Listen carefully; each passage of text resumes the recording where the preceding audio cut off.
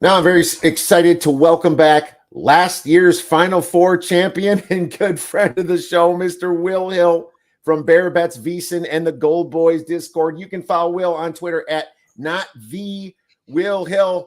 Will, thanks for coming back on the show, my man. Here we are, knee deep in brackets. You've probably already done a million shows. How you doing? What's going on? Excited to get these games going. I'm curious what you think. If you missed the days when we got the bracket on Sunday and there was no playing, and then Monday, Tuesday, Wednesday, you get a little bored. You let the anticipation build, and then Thursday it was just the best to get it. Now you get a little taste with the playing games, which like I'll always take the games instead of not having the games. But I do kind of miss back when it's almost like going to a restaurant and having to wait for the table. It makes you want it a little more. But we get a little taste with the playing games, and excited to go full tilt. On Thursday. I always consider Thursday the start of the tournament. These playing games are just that. This is not part of the tournament. Tournament is Thursday at noon, a little bit after. I 100% agree. I am against the playing games, to be honest with you, because I like the just round of 64. I think the more cuter they get, the more they think they can make it even worse. You know, I mean, you hear all these rumors and everything, and I just hope that they don't let money destroy a good thing like they're doing in other sports. I will say thank you for putting Virginia up to Colorado State, because they gave us some easy money last night. Ooh. So that was I mean it's so funny. We have problems with the committee and things they do, but hey, they gave us a layup right there, so I was pretty cool about that. But man, what an embarrassment for them, huh? Committee got what they deserved. It's just very rarely do people agree on anything, and this is one where this was pretty uniform. Nobody wanted to see Virginia. Nobody thought they were going to win. Nobody liked this team. Eye test, metrics, there was nothing to like. This was uniformly just detested, this selection where you had St. John's, who just took UConn nose to nose and played them tough 3 times. I mean, Virginia was never capable of playing UConn tough like that. And Indiana State, who's fun and different. Instead of that, they went with this Virginia team, who we all know stunk, and the committee really got egg on their face last night. They completely got what they deserve. So I was happy for that. And we had Colorado State. I think you gave it out on my show. Open minus 118, went all the way up to 3. And sometimes you'll hear people say this, oh, everybody's on this team, so I'm going to bet against them. That's a dangerous way to go, because everyone was on Colorado State last night. And look, it got home. And I just think, you know what, there was nothing on paper. There was nothing to like about Virginia other than, hey, everyone's picking against them. So that can be dangerous sometimes. Hey, I'm just going to pick this team because everybody else is picking against them. Wonderful point, man. I mean, the public, we say they're right 45% of the time. I mean, that's still a lot. Right. Of course, they're losing vig and stuff like that. But the truth is, it's like just because they like it doesn't mean it's wrong. That's great. I think there's a myth too that just because the public's on it, that means there's no sharp money. It's like sometimes the sharps in public can be on both. Sometimes sharps are on. It's not like this divide that people make it out to be like, oh, sharps are on one side. You get any NFL game, and I'm sure bookmakers will tell you the same thing. I've heard them say this. There's sharps on both sides of every game. Like, no, it's not just this one club. I think people make it out to be like, once you're in the sharp club, you're only picking this, you're only picking that. It's like, there's respected opinions on both. But I think last night was a case where it was hard to see a case for Virginia. Oh, absolutely. Some of the sharpest guys I know out there in Vegas they use 30 books, and literally they're just trying to middle a lot of stuff, man. And, sure. And they're actually squeezing juice down. There's all kinds of ways of doing it. Now, I can't sit in front of a computer for 16 to 18 hours a day like they do, but to be honest with you, I try to do as much as I can.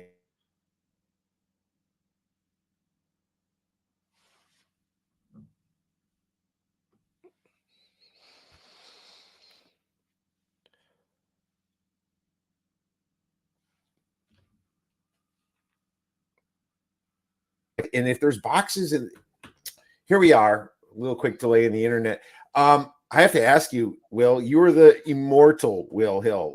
You were immortalized with FAU going into the Final Four. This is a great call.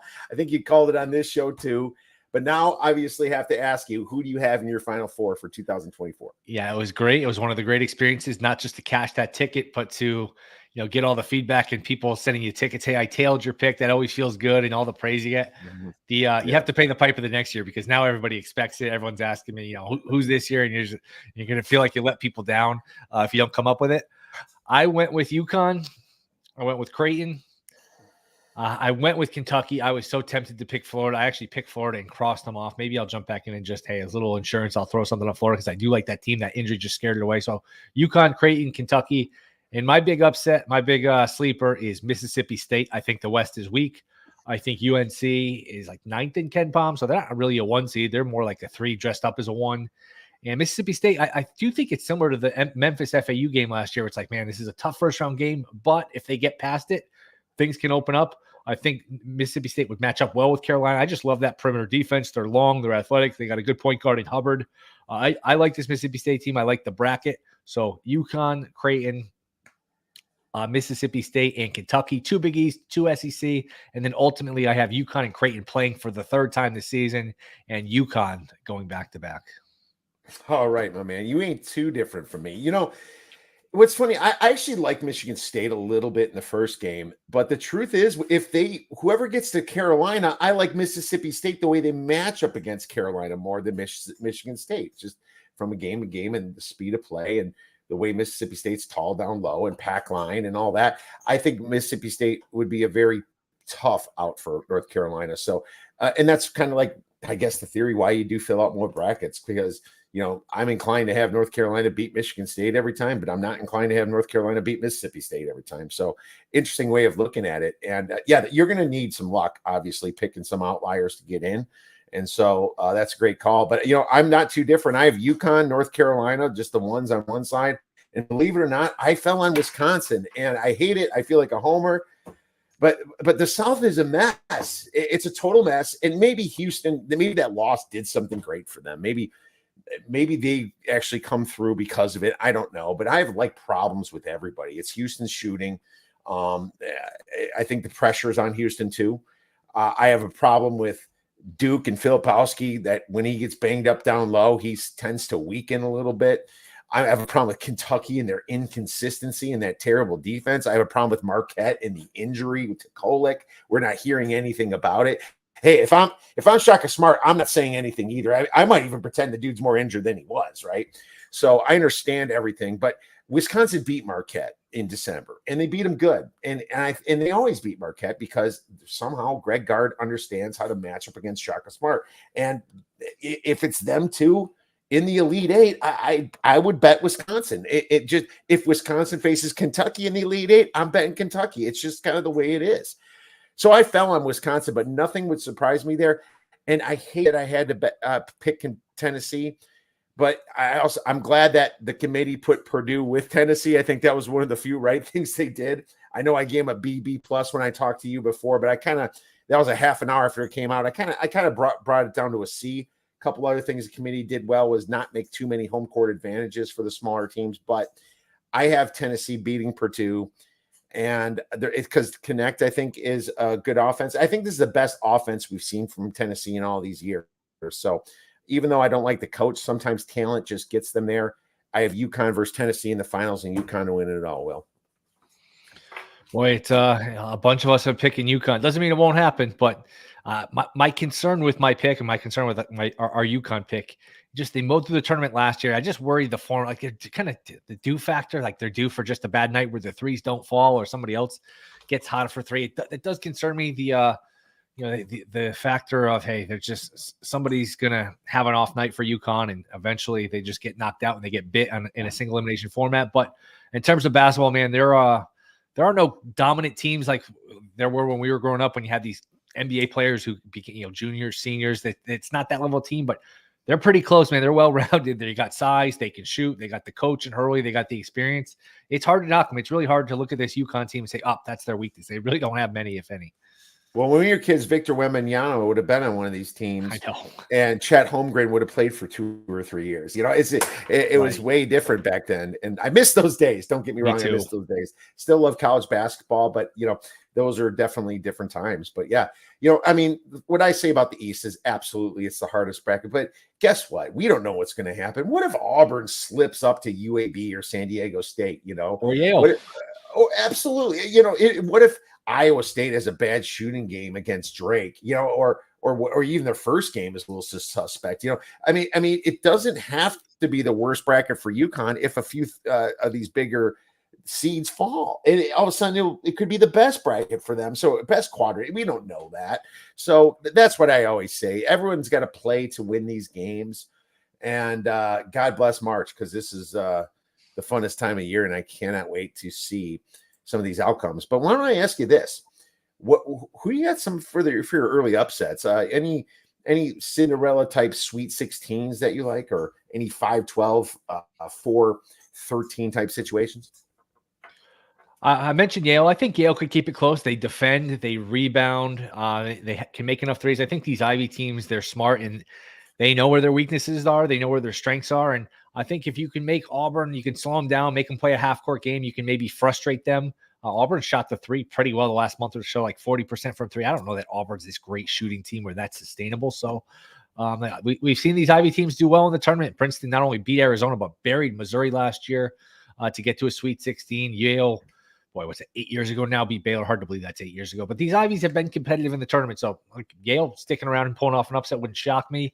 Moorhead against Illinois is interesting because Moorhead has had a ton of rest. And it's funny, I had you on my podcast the other day, and I was betting Moorhead, and it was plus 13.5. Like, oh, it took down to 13. Well, it's kept ticking. It's 11.5 now. So that number's long gone. But look, Moorhead, I think they were the first team to clinch a berth, basically. Feels like a month ago, but it was 2 weeks ago. And Illinois, 3 games in 3 days. I always like fading these teams that won their conference tournament. It feels like there's a little bit of a letdown, maybe some fatigue. So Moorhead sticking around, Yale sticking around. I think Vermont can hang around Duke. They're going to have to hit some shots. To me, that's a good under game where, like, Vermont, again, they have the components, and that's what you're looking for. You're looking for a formula, some components, some characteristics to pull an upset. Play slow, play good defense, don't turn it over, things like that. Vermont checks all those boxes. They just can't shoot. So you're worried they have one of those droughts where they go 5-6 minutes without being able to score, and Duke just pulls away. So maybe if you like Vermont in the first half, or maybe just play the under. But Vermont, Moorhead, Yale, those are 3 that are on my radar. For sure. I there's no disagreement from me. I like Charleston. I think that Alabama's so hit and miss that could happen. Sure. I think Charleston, the fact that they made it last year and almost won kind of gives them a mental hurdle that they possibly can get over here. And Alabama knows that they lost their guys to the NBA. And that's another team that would have been stacked this year if obviously they didn't lose their guys to the NBA, right? So they're going to have to keep reloading. And I actually have Grand Canyon as my 12-5 upset. I think, you can say, oh, that's the most popular one. I don't know what the most popular one's going to be. I would love to see those numbers, Will. So if you get them, please send them to me. But I think that the Wisconsin, James Madison and Grand Canyon will be popular, but St. Mary's play so slow. They play slow, and I watched them against Gonzaga the last game too. They play slow, hit the final shot after the shot clock's almost wear out. Now, if you're playing slow and you're not hitting the final shot, and the other team's getting up, you're out of the game a little bit. You're thinking to yourself, well, I need to speed up my game a little bit. Well, GCU can keep going sometimes, and I'm not sure if I like the fact that St. Mary's plays a slower game against GCU. I think GCU is more inclined to lose to a team that's got talent and can run them out of the gym. So don't get me wrong, it can lose this, but I think GCU could be live in this situation. So I got GCU there, and believe it or not, I kind of like either Drake or South Dakota State to sneak into the Sweet 16. Not sure which one. Now, South Dakota State's the much bigger dog here at 30-1, but I sprinkled a little bit on them to make it to the Sweet 16 at 30-1 for a quarter unit. And I did GCU at 6-1, which is not as good as the money line rollover. I suspect that they're going to play the bigger game against Bama, but if not, then 6-1 money line rollover would be better. So I'm going with GCU to the Sweet 16. Is there any props that you played to in this tournament? Didn't get into any of the Sweet 16 yet. Again, I think you do get better bang for your buck with the money line rollover. So I haven't dove into those. I did take Mississippi State, I think 25-1 to make the Final Four. That's one that I like. Again, you get a better number rolling it over. Yes, maybe I'll do both as a little experiment to see what the better number is. I mean, you would have thought last year FAU, hey, just do the money line rollover, except you get that 1 in a million shot with Purdue losing, and then all of a sudden that 40-1, you're never going to get that on the money on rollover because they're 15-point favorites to Fairleigh Dickinson in round 2. So Mississippi State's the one I like. Would I be shocked if McNeese is in the Sweet 16? I'd be interested to see a number on that. I wouldn't be. Drake, I think, is a good one. It's funny. You mentioned Drake, Washington State, how you like the winner, but you didn't know who to pick. To me, that's a common theme of this tournament. I came across that a lot. Grand Canyon, St. Mary's, Nebraska, A&M. I feel like, and Alan Boston's pointed this out. He says the committee does this where they match up these teams that are underrated, mid-majors, bad for ratings, and they have one of them knock the other off to protect their blue bloods. I think we saw a lot of that. I think Alan Boston's completely right about this. I mean, the networks, and you see this in baseball. Baseball wants the big teams in the finals, but it's a lot easier, for basketball to be set up that way than baseball. You want your blue chips there. The big fans of Duke, the big fans of Kansas, the big fans of UCLA, even. These types of teams just make more money. Of course, the whole university history of Grand Canyon would be at the Final Four and hoping for them, but it's still a much smaller population than anybody else. And I guess if somebody's watching that Final Four game and they're down by 20 points in the towards the end of the first half, they're going to turn it off. So right. That's another worry for the networks, and Alan Boston knows it. It's all about money, and I agree with them, but I still can root for him now. I mean, either St. Mary's or GCU, whoever's winning this, I hope goes far, just for my fan perspective, right? Yep, it's a good point, and I think you're 100% right where they worry about the blowout. I mean, like St. Peter's is a great story until they get to the Elite Eight and North Carolina's up, 30-2, and the game is over 5 minutes in. And I think the ratings reflect it too, where it's like people say and act like they root for Cinderella, but the ratings usually don't respect it. Like the ratings are usually better when it is the Blue Bloods, which might be a little counterintuitive because you think, oh, this team, the underdog made a run. Well, the general people don't like to. The general audience doesn't really like the Cinderella. The people flock to the big team, so I guess there's a reason for it, but it doesn't mean we have to like it. Absolutely. It's funny. I took a couple props. I took the buzzer beater prop at plus 280 at DraftKings just for like a half minute. It's a yes, baby. Absolutely. You kidding me? I'm going to feel like a Mr. Public on this one. I don't care. I'm a fan as well of basketball. It's a half a unit. I am going to be cheering for it. And it doesn't say you don't have to be tied. You can be tied in hitting this buzzer beater, right? It didn't say you have to be down.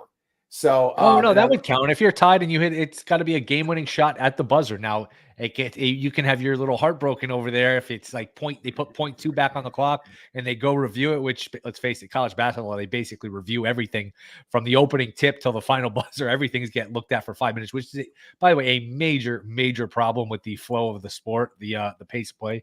It's a major issue with the length of these reviews, but that's a fun one. I mean, that is a fun one. I have to go back and break down the numbers and say, is that a good bet or a bad bet? That's certainly fun to root for. You have action in every game. I got to check mine, see if that's offered to me. Maybe I'll tail that with you.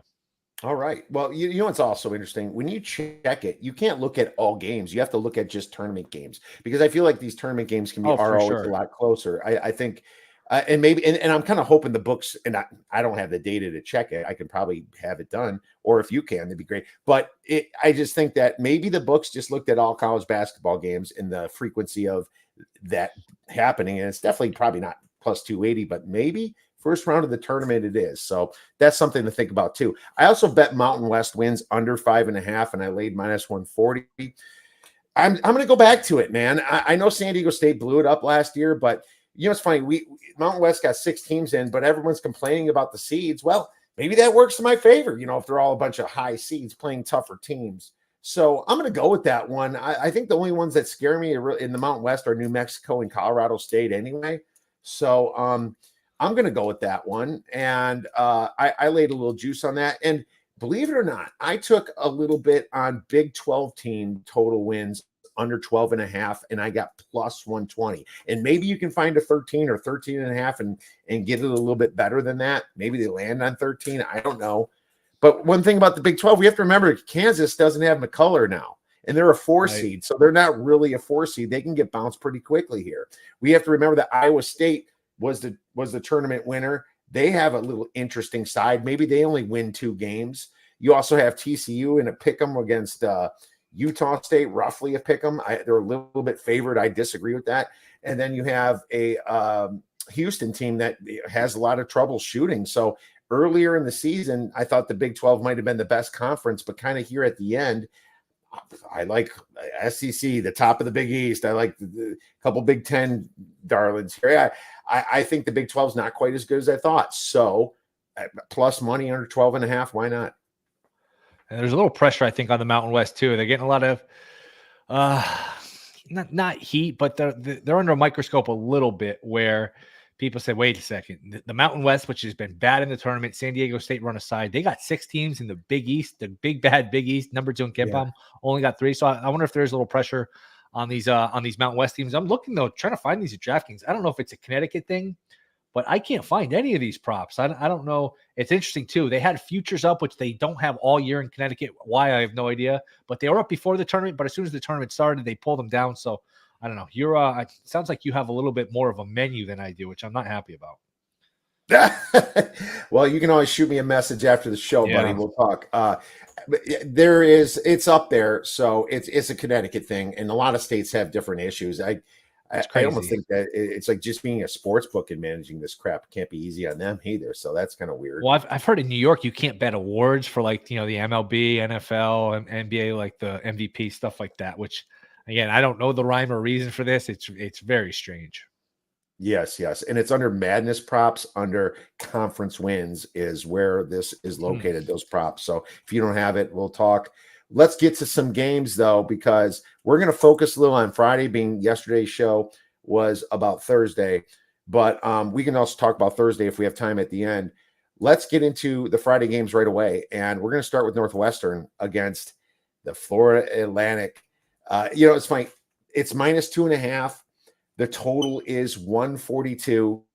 I find it so interesting that FAU made the tournament, much less, now they're it's not like they're terrible on some of the efficiency sites. They're number 40th, but the Owls, I think, didn't deserve it. But here we are. This is a team that made you money. Are you fading them this year?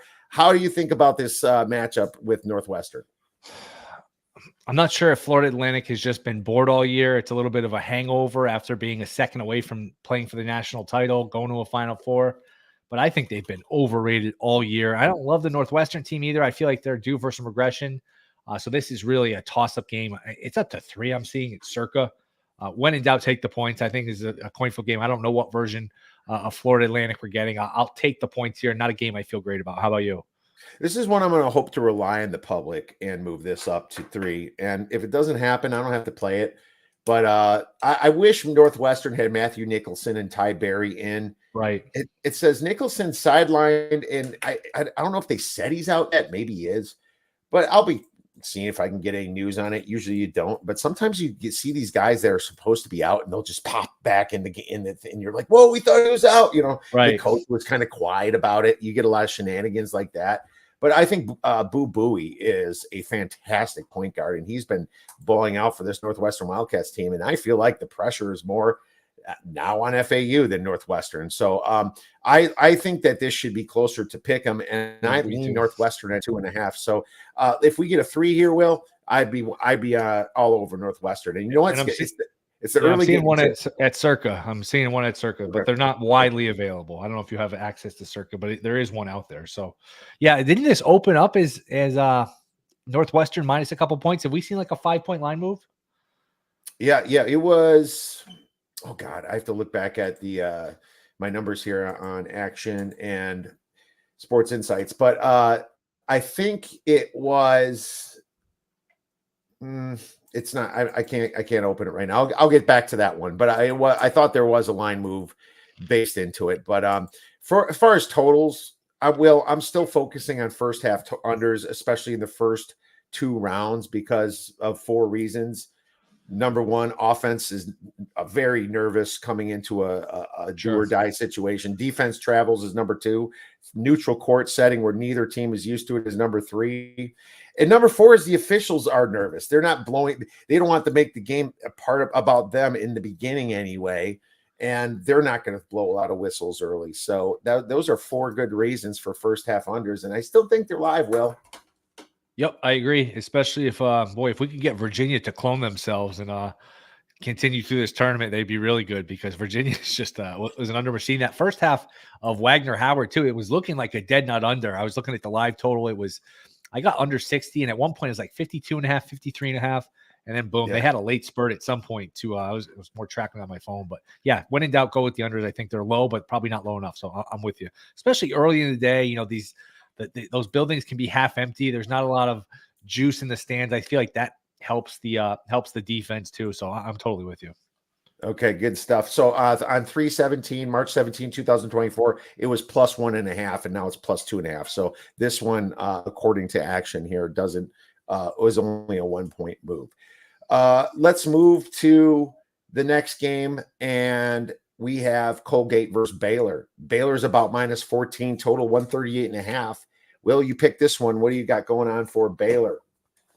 I like Baylor here. I don't like laying points in this tournament, but I think it's important to just spot some of the mismatches. And to me, this is one of them. This is going to be a major mismatch in terms of the athleticism. This line has gotten bet up. I think there was some 11.5, some 12s. We've seen a couple points move. I've even seen some 14s pop up. People are going to see Colgate and maybe think, you know what, this is a team. They've been in the tournament a lot. They've hung in these games, whether it was against Arkansas. I think there was a game against Wisconsin a couple years ago. Texas, they were somewhat competitive. Those Colgate offenses were elite. Those Colgate offenses could play with anybody. It's just their athleticism didn't allow them to win those games. This year, they still have the same lack of athleticism, but they don't have the offense. This is like they're in the 200s in terms of offensive efficiency. Baylor's just going to kill them on the glass. Baylor's just going to run them off the floor. So I think Baylor wins this game by 20-plus points. I don't think this is close. It's interesting. I think some of these lower seeds, 14, 15, 16, are a little weaker. I think some of the conference regular season champs getting knocked off has just made – I don't know, the bottom of the bracket a little softer. I don't know if you felt that and if your numbers agree with that, but to me, Baylor rolls here. It's funny. I'm going to get into some of those games where that I feel soft. I'm not so sure about this one because I'm going to slightly disagree to the first half. And the reason that is because Colgate will launch threes. They're not the greatest. They're not the team that they were shooting threes in the past, but I think that could be enough to cover the first half of about +8. And I think Baylor sometimes starts slow, and it takes them a while to kind of put the pedal to the metal. You know, I saw that against Michigan State when they played on a neutral court before. They lost to Duke on a neutral floor as well. This is not necessarily one I key in that. I actually do like Baylor on this bracket, by the way, because they're in the easiest one. So I think a 3 seed certainly could make it all the way. But I think that Colgate could do enough to cover the 8 points, but I'm scared. I'm more scared about the full game. So just a little slight disagreement with me. I do like your sentiment though, for sure, on some of the other spreads, and maybe we'll hit on some of those. Let's go to the next game. New Mexico versus Clemson. Clemson +2 total 152. Have you got a chance to look at this one?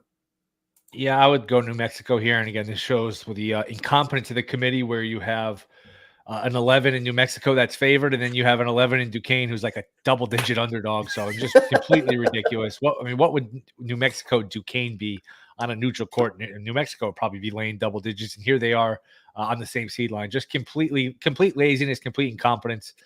There's a line in Casino where De Niro fires the guy after somebody hits 2 jackpots. He says, "You're either in on it or you're too dumb to figure it out. Either way, you're fired." That's how I feel about the committee.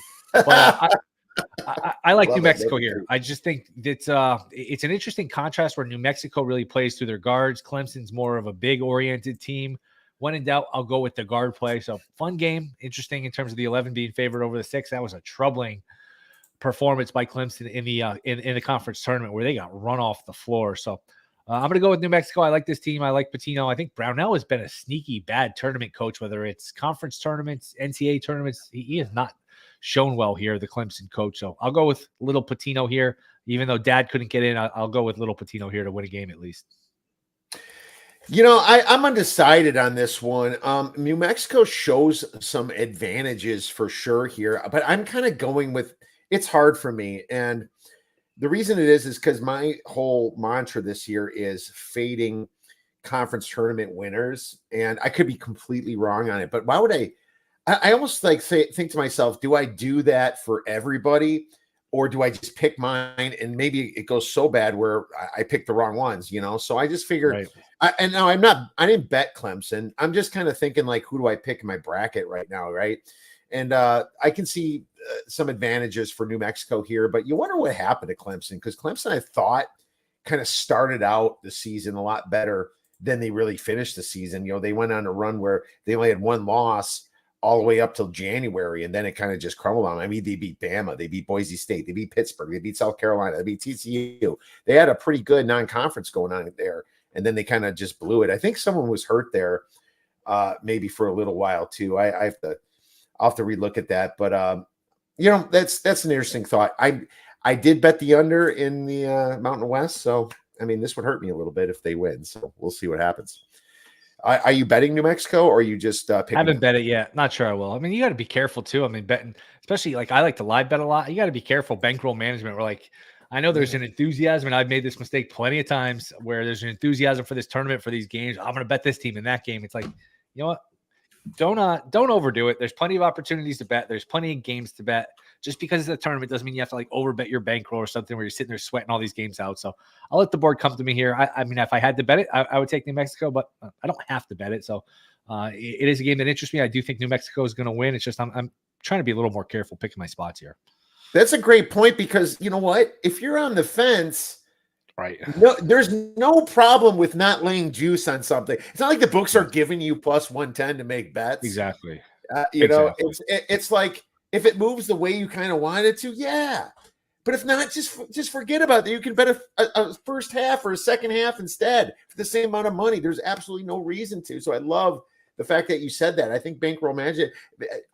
I enjoy games when I don't have money on them a lot. I don't need to have money on them. Sometimes when I have money on the game, I watch the game that I don't have money on. So I can learn something for the next one. So that's a great point, man. But moving on, Vermont versus Duke. And Duke is laying minus 12. Total on this baby is 152.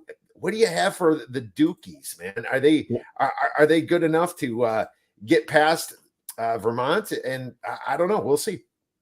I would love to bet that 152 because I do believe that's a typo, and that's 132 for the total. And I still like the under there. I typoed it, yes, and I also meant, can Vermont beat the Dukies? Of course, Duke's the big favorite. Oh, you're lucky you're not one of these sports books, man. I'd come up and I'd max that sucker against you, and I'd make you scroll a little. I like the under 132. I just think, and there might be a 132.5 out there. I just think Vermont has everything to keep this game close. They are going to play good defense. They are a really good defensive team. They're going to slow the game down. They're not going to try to crash the boards. They're going to get back on defense. They're going to do everything right. They don't have a lot of firepower. They don't shoot the three well. So to me, this is an under, a first half under. If I bet Vermont, it would be the first half. I do worry about a little low where they can't score, but to me, this is an under game where there is a gap here between Duke shooting the three and Vermont shooting three, but Vermont is very solid on defense. I just think this is close, ugly, low scoring. When in doubt, go with the under. This is probably my favorite under of the first round here. Wonderful. And obviously look at the first half unders too. And Duke isn't that high flying team necessarily. Right. Than they've been playing some defense. What's interesting about Duke is they have adjusted efficiency in the top 30 on both ends of the spectrum. Duke's the number 8 team. And this is kind of going back to your point of a lot of these are shy. I thought this was a little shy at 11.5, and it's at 12. I took Duke at 11.5, and I'd still do it at 12. I just think that there's too many mismatches. Philip Kelsey is a good player. If he gets banged up, yeah, that's a problem. But look at what happened to Duke here. They lost their last game against North Carolina at home. Then they lost to another rival, NC State. Right. If these guys don't have a fire up their ass to perform on Friday, that's a coach problem with John Shire. So I'm believing that they can come back and win this game, and possibly by margin. I mean, let's face it, Vermont does not have talent, and they do slow down the game. But the problem is, if they're not playing slow, they can absolutely get blown out, like when they played Virginia Tech and lost by 22 points. That happened. That was really their only big non-conference game. They played Bradley and lost by 9. But the biggest win was against Yale, number 84. So I just think there's just too many mismatches. From a full game perspective, I see Duke covering. One of the ones I laid it with. Let's go to the next one. Montana State or Grambling State versus Purdue. I know you texted me Purdue, so I was kind of thinking which one you think they're going to play, or maybe this is just a philosophy type play. I think they're minus 22.5 against Montana State, or 24.5 versus Grambling.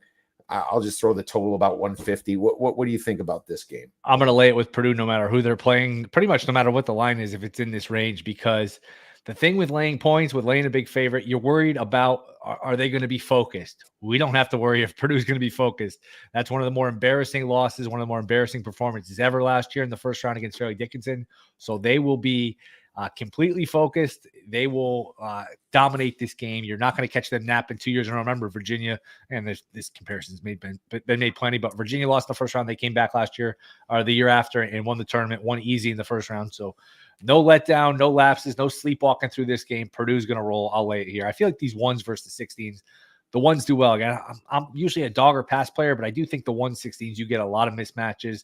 And sometimes those lines are a little like I've been betting this tournament for a long time. I remember the ones versus the 16s, and it goes back to your point of like, there's more balance. These kids don't stay around as long. But I remember the ones versus the 16s where like ones are laying 32, 35, I don't know, 40 in some of these spots. The 23, 24 is a little light. So I think Purdue rolls here. Oh, you can be like Fez and lay $30,000 to win 1,000. I will not. Okay, thank God you're not, because he's got way too close. Unless you want to let me borrow 30, if you want to let me borrow 30 grand, I'll think about it. But other than that, I'm going to pass. Well, I can't borrow it to you because you never talk to me again. That's what I'm scared about. So I don't want that to happen, man. Too good of a guess for that to happen. So, all right, let's. I mean, to be honest with you, I am scared. This game. You have to start watching this game because you just have to see where Purdue is. I don't care if you turn it off later because they're winning by a ton, but you start watching this one. Oh yeah, if they're down 8-2, it's gonna be must watch. Absolutely. Yeah, for sure. Turn that one on right away. Let's move to the next one. Charleston versus Alabama. Alabama 9.5, total 173.5. Well, I picked this one because of obviously what I said earlier. I mean, to be honest with you, it's everything I say about Bama. I don't like their away from home metric. They rank 357th on home road splits. That is absolutely terrible. They're a very inconsistent team. They rank 310th in consistency. So you don't know what you're going to get here. Maybe you do get that team that blows away Charleston, but wouldn't it feel a lot better if you have Charleston on a money line situation? Maybe you can hedge it at half or something. I mean, the total's 9.5, and that's kind of telling you that Charleston can possibly hang out with this team. Now, Charleston has some advantages. They rank 49th in adjusted near proximity percentage, and Alabama 152nd at defending it. Charleston can get some fast break points. Bama turns the ball over, not as bad as they did last year, but they do. If the threes are not raining for this Crimson Tide team, they tend to freeze up a little bit. I don't like the efficiency sites over-crediting them for too good of an offense because they play so fast. And that's how these efficiency sites screw up a little bit. Just because they're pounding some poor ass SOB that, doesn't belong playing them doesn't mean we should keep awarding Alabama. And that's why I like some sites that are statistically final after a certain amount of points. I prefer the fact that Alabama 19th in 3-point attempts, 46.8% of their shots are 3-pointers. That could be bad if they are not hitting. So I didn't play it yet, but I circled Charleston as a possible play. What are your thoughts? Yep, I haven't played it yet. I feel bad because I missed the 10.5, missed the 10. I hate jumping in on like the second, the third number, but if I do play Charleston, it will be partially plus the points, and you have to sprinkle the money line just because it's such a high variance game. I mean, they might as well roll out the racks with the 3-point shooting like they do in the NBA 3-point shooting contest. Because both these teams, that would be a fun over-under. How many 3-point attempts will there be in this game? Because there's going to be a ton, and it just comes down to if they're falling, the game will go one way. If they're not, it'll go another. So when in doubt, take the points, take the money line. And I think this is a good live betting opportunity too. Sometimes you see this in college football where, like Ole Miss is playing LSU and nobody's going to get any stops. You know what? You just live bet it where you can get good numbers on both sides because you're going to get huge swings, a ton of points where, you can maybe get good numbers on both sides. So this might be a good game to try to middle if you're watching it live. But a lot of variance.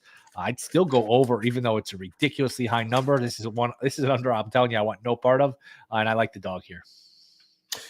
Oh, 100%. There's a lot of ways to attack this. I kind of like a first half under and a full total order over. Now, you can wait and bet the over at halftime, and maybe it's 160, 163, 158, something like that.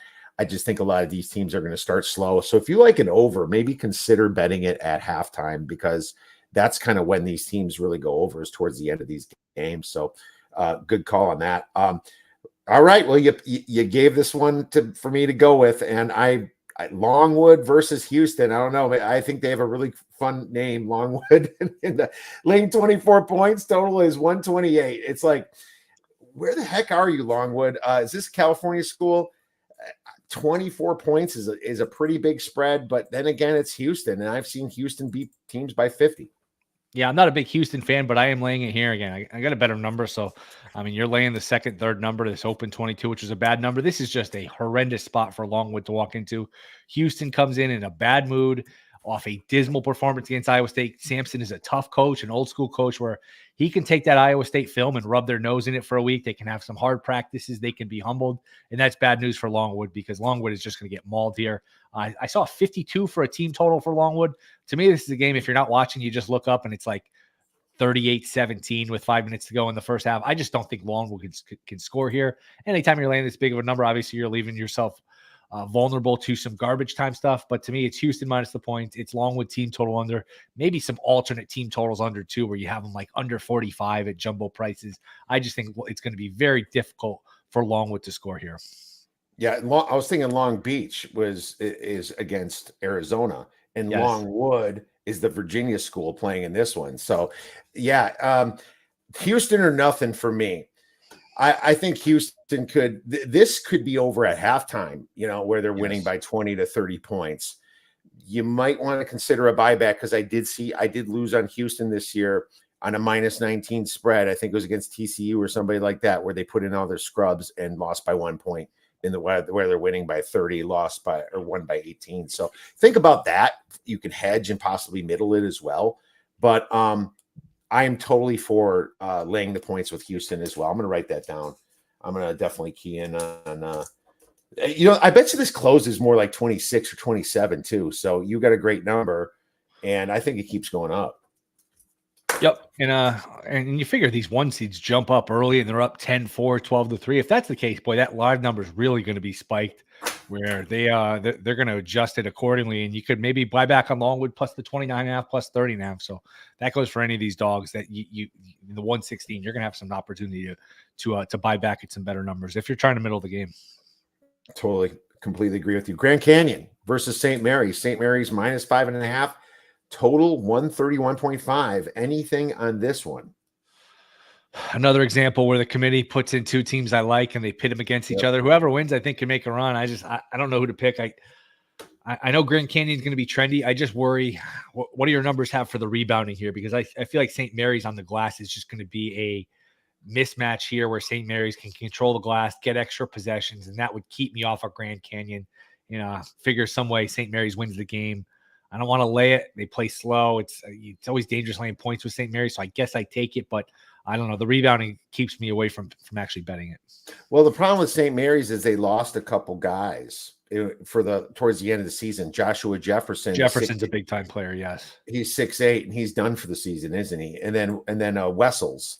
Now, is Wessels back? That I don't know. Oh, okay, because that's where I think would hurt them, and I think their numbers would be off rebounding wise if that was the case. The other thing about St. Mary's is that they're not a consistent team, and that's why I think a Grand Canyon money line play around the plus 200, plus 210 range isn't a bad play. You already heard that I like Grand Canyon to make the Sweet 16 for the number. I wouldn't bet them at plus 100, but for the number that I got, I kind of like them. Ken Palm only has St. Mary's losing or winning by 4 points, and this spread seems a little high. I think that things can spin out of control for St. Mary's if they're not rebounding the ball. Grand Canyon shoots a lot of threes, and Grand Canyon is a very motivated, run on pure, crowd noise. And, Grand Canyon games are nuts here. But, I think unless a lot of St. Mary's people show up, you're going to get a lot of people rooting for Grand Canyon in this venue. So I'm a little concerned about that. And Wessels managing an arm injury, yet to be seen if he's going to make the tournament. Yeah, it's just one of those situations where I am fading the conference winner. I am fading St. Mary's. I think Grand Canyon wins. I'll put a little bit on the spread, and I'll put a little bit on the money line. Will, that's what I'm thinking for this one. Anything else on Friday that you like?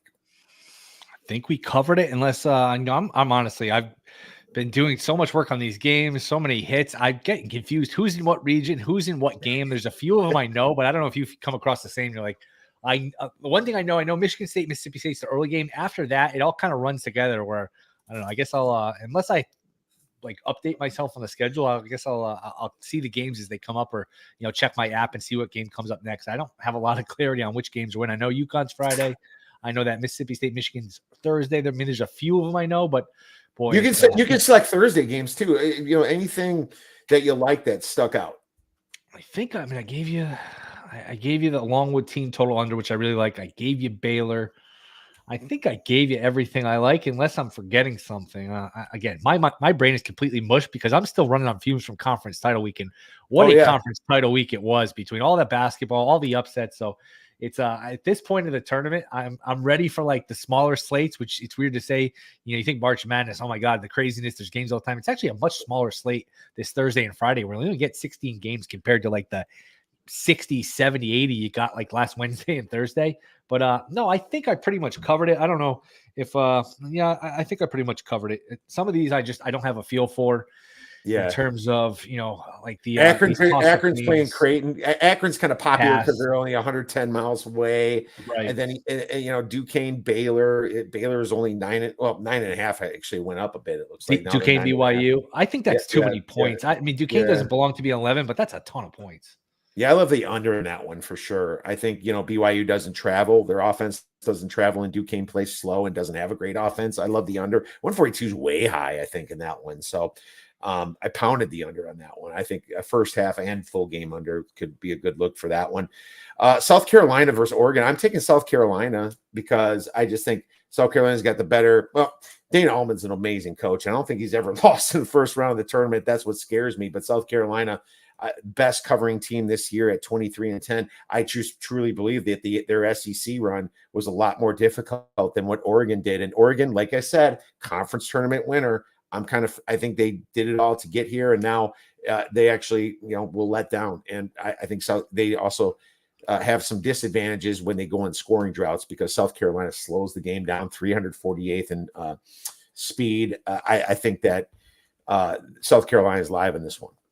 How about Utah State getting 4 against TCU? That's really crept out to the point where I almost have to take some of Utah State on the money line. Were you on the other side? I forget. You gave that game out on Sunday. Were you on TCU here? I was on Utah State, and I had a bad line. Okay, so yeah, I'm with you here. That's a lot. 4 plus 160. I don't get that one. I'll have to do more digging in terms of like I never like to bet a game. Like even if I like a line, I want to know why the line is what it is. I feel like I'm missing something. This is one I feel like I'm missing something. I don't get why it's 4. Yeah, why is TCU a big favorite here? TCU really faltered here, and Utah State. They were in that San Diego State game all the way to the end, and then it was the fouls and the free throws that made that final look worse than it really was. Yeah, no, I think Utah State's got plenty of advantages against TCU too, down low, and Utah State can rebound. They have some height there. I think Utah State is a solid. They're 48th on KenPom, but TCU is number 35th. It's not that big of a discrepancy here. Where's this game played at again? I'll look at it. The Gainbridge Fieldhouse. So, okay, not a really Indianapolis is really not going to help either of them. But they both really have to travel. Utah State, number 42 in defensive rebounds. They're 38th in adjusted offensive efficiency and 66th on defense. So, they play the game pretty well. TCU plays fast and they turn the ball over. They rank 238th in turning the ball over. So there you go. If Utah State can turn them over a little bit, sure. And Utah State's better at not turning the ball over, I think they're in this game. Yeah, this is too high. I don't know why it moved against me either, Will. It was one of my head scratchers for sure. So love that. I do have a free piece of advice for these sports books. Can we please separate the NCAA tournament with the CBI, the NIT? I do not, when I'm looking up the NCAA tournament spreads, I do not need to see Delaware State getting 12.5 against Seattle right under these other NCAA tournament games. Separate them so I can shop more precisely, I think. 100%. What's going on with that? Why Why do they make it so hard? Some books are smart enough just to go NCAA tournament. You click on that NIT tournament like that, or you can have them all if you look. But no, please, yeah, make it easier on us, and we will be on your book more often for doing that. So 100%. I don't want to have to. Yeah, I don't want to have to spend 4 minutes looking for something. It should pop up. It should not be. It should not be a game of hide and seek. Well, I'm gonna give you a play quickly. I made tonight, and had a great day yesterday. But I'm going with the whole. I thought I was gonna make the tournament, but didn't. And now I'm stuck with crappy old NIT type situation. You got St. Joe's. I certainly do. Yeah, I like it. I took it. I don't think you can go wrong. These underdogs on the money line, the NIT. Again, I have the numbers in front of me, but just from what I can remember, if you hand pick a few of them, usually you do pretty well. It's a high variance, like the bowl game. So I'm with you. Well, when they get this podcast tomorrow, we'll find out if I hear about it. But let's go with St. Joe's, my man. But hey, I'll throw one in too. How about San Francisco getting 6 and San Francisco plus 215 on the money line? Why not? Why not? San Francisco's live too. And San Francisco knew the whole time that they were not going to be in this tournament. And Cincinnati played their ass off in the Big 12 tournament. This could be let down city for them. So I would look at that and possibly look at the over because, situation where defenses don't travel. Fun time. Absolutely. Yeah. So I love that. But we also parlay them. What do we get if we parlay them? We'll do a little family parlay here. What money line or spread? Money line. Life short. We're up to plus 250 on San Francisco, and we are plus 275 on St. Joe's. You get over 12 to 1 on this one. 12.12 to 1. I like it. Not bad. I've made dumber bets. I can promise you. Let's throw a 12-pack of beer on it. Yes. Why not? Let's throw a 12-pack of beer on it. See if we can, make that 12 packs of beer. So there you go. 12-pack of beer. If St. Joe's wins and San Francisco has a lead, you know what? We can give a little maneuver to buy back and get some profit. But 12 to 1, why not? Well, that'd be great. We've done well together, Will, and hopefully we can kind of continue that. And I'm sure we'll be texting each other tonight if that thing goes through. Having a little celebration drink in our 12 packs ourselves. But man, Will Hill is all over the place. He's amazing. Will, where can our listeners and viewers get your great information in place? Yeah, I'm on VSiN a few days a week. I host Fridays 10 to 1 Eastern at night, and then 11 to 2 Easterns Friday nights. So 11 at night to 2 in the morning. Then Saturday night 10 to 1 Eastern at night, and then 2 spots throughout the week, and then the Should Have Bet More podcast for Go Boys. So, and of course Fox Bear Bet. So I got a lot of things cooking in the pan. So you can kind of see me. I'm around, not at the Will Hill on Twitter too. Easy at not the Will Hill because of that dang sports book that's still hanging around. Will, really appreciate all your stuff, man. Thanks so much for coming on. We'll be texting shortly. All right, let's hit this 12 to 1. Let's do it.